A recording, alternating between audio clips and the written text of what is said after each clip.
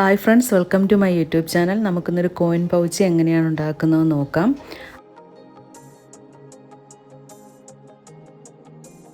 അതിന് വേണ്ടിയിട്ട് ആദ്യം ഒരു മെയിൻ ക്ലോത്ത് വേണം, പിന്നീട് ലൈനിങ്, ഇനി ഇതിലേക്ക് ക്യാൻവാസ് വേണം. ഞാനിവിടെ കോളറിനൊക്കെ വെക്കുന്ന ക്ലോത്തിൻ്റെ ക്യാൻവാസാണ് എടുത്തിട്ടുള്ളത്.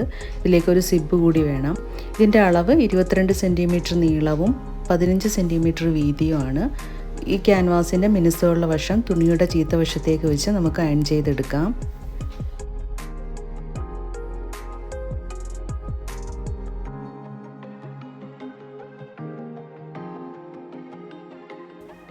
ഇത് അയൺ ചെയ്തെടുത്തതിന് ശേഷം നമുക്കിതിലേക്ക് സിബ് വെച്ച് കൊടുക്കാം.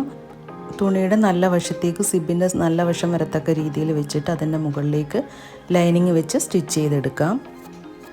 ഇനി ഈ വീഡിയോയിൽ കാണുന്ന കണക്ക് നമ്മൾ സ്റ്റിച്ച് ചെയ്ത് കൊടുക്കണം.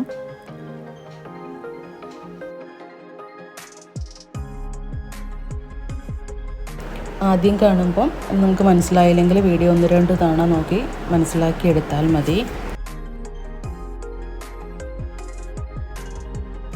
ഇനി ഇത് നിവർത്തിയിട്ടതിന് ശേഷം നമുക്ക് രണ്ട് സൈഡിലും സ്റ്റിച്ച് ചെയ്തെടുക്കണം. ലൈനിങ്ങിൻ്റെ ഒരു സൈഡിൽ കുറച്ച് സ്ഥലം ഓപ്പണിങ് ചെയ്യണം. അതിലൂടെ വേണം നമുക്ക് ഈ പൗച്ച് തിരിച്ചിട്ട് കൊടുക്കാനായിട്ട്. ഒരു സൈഡ് തയ്ച്ചതിന് ശേഷം അപ്പുറത്ത് റണ്ണറുള്ള ഭാഗം കുറച്ച് അകത്തോട്ട് മാറ്റിയതിന് ശേഷം വേണം ആ സൈഡ് തയ്ക്കാനായിട്ട്. ലൈനിങ്ങിൻ്റെ അവിടെ ഓപ്പണിങ് ഇട്ട് കൊടുക്കാൻ മറക്കരുത്.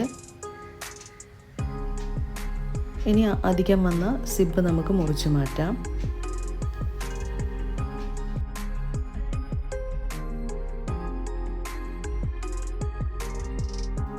കോർണറിലായിട്ട് 1.5 സെൻറ്റിമീറ്റർ അടയാളപ്പെടുത്തി അത് കട്ട് ചെയ്ത് മാറ്റാം. എന്നിട്ട് ഇതുപോലെ അങ്ങ് സ്റ്റിച്ച് ചെയ്തെടുക്കാം. ലൈനിങ്ങിനും ഇതുപോലെ തന്നെ സ്റ്റിച്ച് ചെയ്തെടുക്കണം.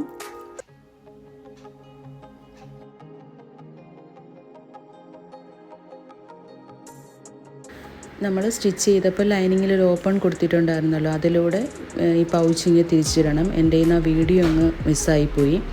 അതിനുശേഷം ലൈനിങ് പുറത്തെടുത്തതിന് ശേഷം ഓപ്പണിങ് കൊടുത്ത ഭാഗം ഒന്ന് സ്റ്റിച്ച് ചെയ്തെടുക്കണം.